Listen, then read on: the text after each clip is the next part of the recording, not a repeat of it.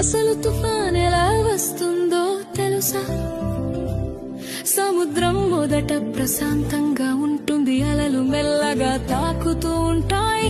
కానీ సూర్యుడు బాగా వేడెక్కితే సముద్రపు నీరు కూడా వేడిగా మారుతుంది. ఆ వేడి నీటి మీద ఉన్న గాలి కూడా వేడి అవుతుంది, పైకి ఎగురుతుంది. గాలి పైకి ఎగినప్పుడు కింద ఖాళీ అవుతుంది. అప్పుడు చుట్టుపక్కల చల్లని గాలి ఖాళీ నింపడానికి వస్తుంది. ఇలా గాలి ఎగరడం దిగడం మొదలవుతుంది. అలా తిరుగుతూ తిరుగుతూ ఒక పెద్ద చక్రంలా మారుతుంది.